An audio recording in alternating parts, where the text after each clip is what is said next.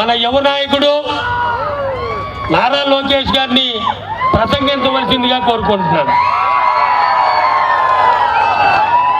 ఇక్కడున్న అక్క చెల్లెళ్ళు పెద్దమ్మ చిన్నమ్మలకి నేను ఒక విషయం చెప్పదలుచుకున్నా, గంజాయి విషయం.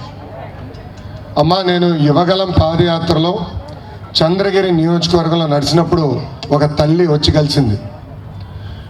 లంచ్కి మేము ఆగినప్పుడు, భోజనానికి మేము ఆగినప్పుడు ఆమె వచ్చి నన్ను కలిసి, నేను లోకేష్ బాబు గారితో 1-on-1 మాట్లాడాలి, మీడియా మిత్రులు ఎవరు ఉండకూడదని కోరింది. అప్పుడు ఆమెతో కూర్చుని మాడినప్పుడు ఆమె చెప్పింది, ఆమెకి 3 కూతురు ఉన్నారు. పెద్ద కూతురు 10th క్లాస్ చదువుతుంది.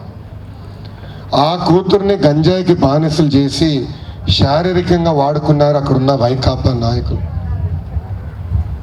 ఆమె వచ్చి, ఇప్పుడు నా దగ్గర డబ్బులు లేవు, నా కూతుర్ని ఆ మత్తు నుంచి బయటికి తీసుకురావాలి, సిఎంసి వెల్లూరుకి నేను తీసుకెళ్ళాలి, నన్ను ఆదుకోండి, ఒక అన్నగా నన్ను ఆదుకోండి అని నన్ను కోరింది. ఇంకో మాట కూడా చెప్పింది తను, మీరు ఒకవేళ ఆదుకోలేకపోతే మా పెద్ద కూతురు నేను చంపేస్తాను, దానికి కారణం మిగతా 2 కూతుర్లు పాడవకుండా ఉంటారని ఆమె చెప్పింది.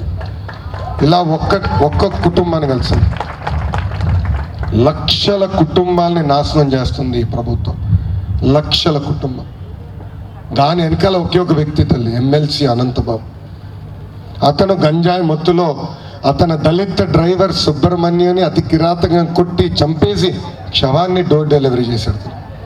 ఓకే, అప్పుల్లో ఉన్న రాష్ట్రాన్ని సరైన దారిలో పెడితే నాకు తెలుసు, ఇప్పుడున్న కష్టాల నుంచి నేను రాష్ట్రాన్ని బయటికి తీసుకురాగలుగుతా, కానీ ఈ గంజాయి మత్తు నుంచి ఒక తరాన్ని ఎట్లా బయటికి తీసుకురావాలో నాకే అర్థం అవ్వట్లేదు. ఇంకా విశాఖపట్నంలో ఏకంగా వీళ్ళ కుంభకోణాలకి వ్యతిరేకంగా పనిచేస్తున్నాడని ఎంఆర్ఓ రమణయ్య గారిని అతి కిరాతకంగా ఎట్లా చంపేశారో మనందరం చూసాం. అంటే వీళ్ళు చేసే కుంభకోణాలు వ్యతిరేకంగా ఎవరు పోరాడినా మాట్లాడినా వాళ్ళు చంపుతారు, కేసులు పెడతారు, అవసరమైతే జైలుకు కూడా పంపిస్తుంది ఈ ప్రభుత్వం.